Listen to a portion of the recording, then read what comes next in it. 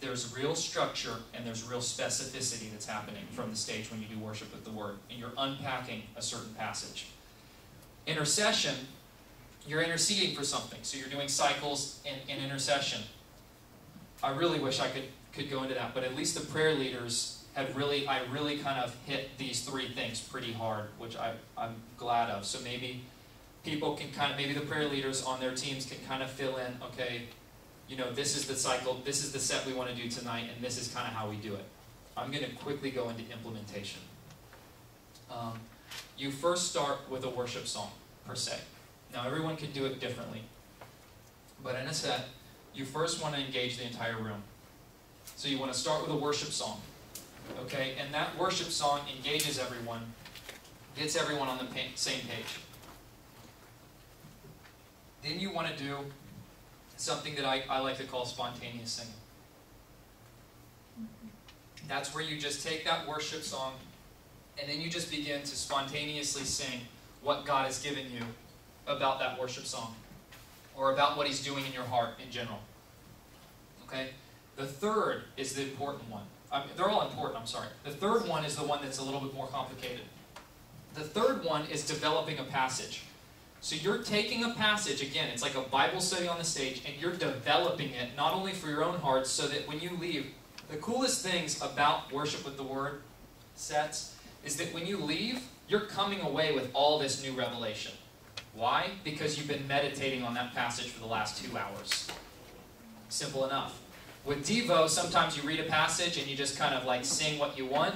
That's good. But with Worship with the Word, you're specifically going into that Word to meditate on that passage for 2 hours, so that when you leave, you're going like, oh my gosh, that passage is like a completely different passage to me. So every time I go back to that passage, I go back to that set where I received all this revelation, all the power of the Word. I received what the Holy Spirit was saying, and I can talk about that passage all day long. I spent the last 2 hours meditating specifically on one passage. So Worship with the Word, what I was telling the prayer leaders is that first off, you have the song. I'm getting into the details of this, you guys. I just want to get into these quick details, and then some people can stay if they really want to flesh this thing out. I'd like you to stay, but if not, go for it. You can take off in 10 minutes. But first is the worship song. Second is the spontaneous singing. Third is the passage. And in the passage, what you want to do is you want to come up with a chord progression. Now, I'm speaking to the worship leaders right now. I'm being really informal and being really, I can't think of the word. But basically, what you want to do is come up with a chord progression and really let one of your singers, let me unpack something else first before I say that. Each singer has a role. Okay? So you have a worship leader. You have maybe two. Maybe there's one on piano and one on guitar, kind of co-leading together. Well, you have all these other singers. Well, that's not, you don't typically see that everywhere. Plus, something that's different in the house of prayer that's not like it in church is each one of these singers, their volume level is the same as the worship leader. They should be. What does that tell you? They have a significant role. Their role is just as significant as the worship leader. It's not like the worship leader is like doing their deal and the singers kind of are like this background vocals that are just kind of happening. They have a significant role, and the way you lead them as a worship leader tells everything about your leadership. So you really think about that as you're leading sets. Now, for all intent and purpose, this right here, for now, is going to be your chorus leader. You guys on this side can't see. So this first mic is chorus leader, meaning this. They come up with the choruses, and like I was saying before, there were several of us before that were in here, and what I was saying is that when you first start reading a passage and singing, yeah, let's get that moved over. Perfect. Here, let me do it. All right. Wow, incredible women. You have this chorus leader. Their job solely, not necessarily solely, but their primary job is to come up with choruses that the entire room can engage in. Okay? These are the antiphonal singers, and antiphonal just means somebody who follows something else. Alternating, antiphonal just means alternating or following. That's all antiphonal means. And they're following one another. They're singing after what they say. So, let me just flesh this out so you guys know. Prayer leader is over here. No, I'm sorry. Prayer leader is over here. They're here. Worship leader is there. Worship leader is leading the song. They go into the spontaneous singing. Then all of a sudden we're in our third phase of the cycle. The question is, what do we do now? What we do is, there's one verse. You choose one passage, one or two verses. Don't go like, I want to read 15 verses and then kind of have the singers go wherever, because that's not very conducive for the singers. You want the singers to be on the same page. You want the team to be on the same page. So you want a few verses, and really allow everyone to grab hold of those 2 verses. We're okay if we walk out of the room and we have mastered and meditated on 2 verses. We're okay with that. And so take 2 verses, and what will happen is one of these singers will first sing that verse. So, one thing have I desired of the Lord, that will I inquire. And they're going off the chord progression. Okay? Once they're done singing those 2 verses, so you start with them singing the 2 verses. Once they're done, the prayer leader is thinking, I am going to pray into this. But the prayer leader is not necessarily dominating what's happening. They're just, it's like they're flowing back and forth. There's a real intricate flow that's occurring back and forth. And so the prayer leader is saying isolated phrases, like I was talking to the prayer leaders earlier about. They're saying things like, one thing, God, if I desire, done. Isolated phrase. All of a sudden, the singer's over here. You're my one thing. You know, they're singing something about that. And then all of a sudden, it's a real flow. And it can go back and forth. That's what's beautiful about it. There's real structure. It can go back and forth. The prayer leader says, God, you know, I want to dwell in your house. And then all of a sudden, the singer, I want to dwell in your house. They're going off that. But it's not long songs. It's real short, 10, 15 seconds, just a short song, and it's all flowing. Well, here's the chorus leader, on the other hand. They're thinking of everything that's happening. They're taking the revelation that the prayer leader's saying. They're taking these songs here, and they're taking what the worship leader's singing, and they're combining it. They're thinking in their mind, God, give me a chorus, a divine chorus, that I could lead the room in a chorus, a corporate chorus. And they're thinking of that chorus, and once the room stops to flow, all of a sudden you come out with that chorus. And it really pierces, because what should be happening is revelation sparks hearts. All of a sudden there's revelation happening. People are understanding God in a greater way. And then when they hit that song, it's like they get to express now what's happening in their heart. And so if you have a chorus that everyone can sing in the room, they get to now express what's happening. It's churning in their heart. They're receiving the revelation. They're hearing God. And then they're allowed to sing it out. And the Lord just loves this. It's like a corporate response of a chorus. And they could go on for a while. Typically, when a chorus stops, and again, I'm being really specific about the model. You don't have to do this specifically, but I'm letting you know so if you want to, you can implement this. When the chorus stops, all of a sudden the prayer leader goes back into praying. So he might isolate the next verse. He might say the next verse. Hide me in a pavilion. You know, hide me in the secret place. You know, the next verse, verse 5 of Psalm 27.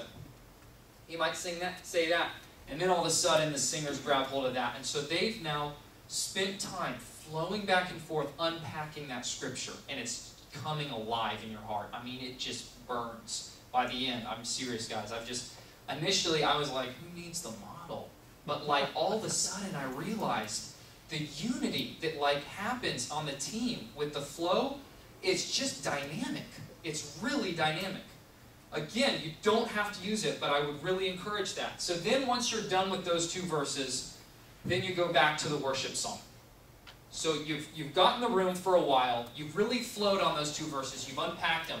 You go back to a worship song, and it resets. It's like a reset button. And so, and it kind of is an ebb and flow. It kind of brings people into the Word, and then they worship from the Word, you know, and then all of a sudden they're worshiping from the Word. And so that's why it's called worship from the Word, obviously. And so, anyway, it's 4 now, okay? If you need to go, feel totally free. Did you want to say something, Paul? Yeah. Okay, go for it. Yeah. Excellent. That was awesome. Yeah. Give it up. That's my nephew. He's anointed. Wow. Where do we go from here? You know, with sort of building the ship at sea. That's one of the phrases that IHOP Kansas City used. You know, for years of doing something, of a vision of something far more complete than what's actually happening at the moment, which describes the prayer furnace to a T. And so, you know, here we're getting a lot of great information, a model. You know, how do we implement it? Given that we're already doing a lot of, you know, devotionals or intercession sets the way we do it. And well, one way I think is we just take this, right, Brent? And so this will be on the website, and we do want to encourage there are a lot of people who aren't here who are already doing sets in the prayer furnace every week. We want them to hear this information. Adrienne Scott is going to be more available in a couple of weeks with some transition where she's able to give more of her time to be a coach, be available during the week. It's a different set leader, so, you know, Daniel, if you want to just, this sounds pretty cool, but I need some help kind of figuring out how to do this, and, you know, Adrienne, and maybe, you know, you're ready to be a singer now, or who knows, you know, but as long as we know that you have some interest, and we can maybe, you know, through Adrienne, plug you in with Tommy, who knows, I mean, there's different, in other words, it's a very fluid thing in terms of how do we take some of this new information, and then some of you may already have a pretty, you know, solid style, like Denise. They're open for people to come. Exactly. They're open for people to get involved. So I'm not assuming anything. You know, you may already, you know, be ready to change your flow a bit to try to implement, you know, more people on a team, even if you've been sort of the solo guitar style before. It's lonely.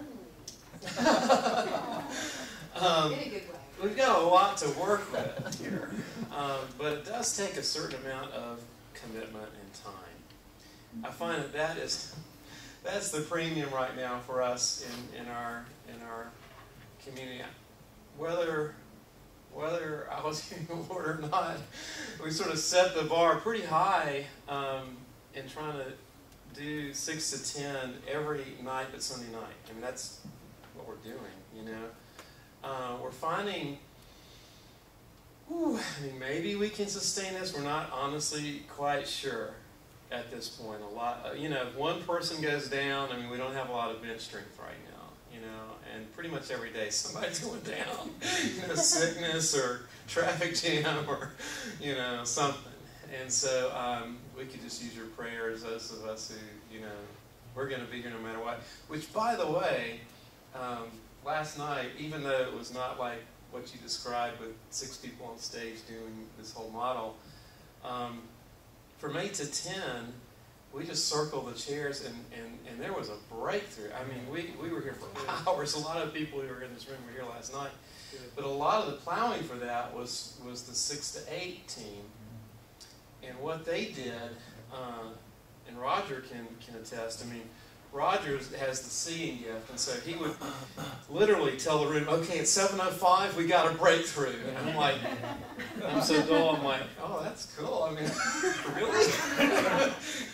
Roger said it must be true. And then later, again, you know, toward 10 minutes till 8, you know, there was another, like, shift or something.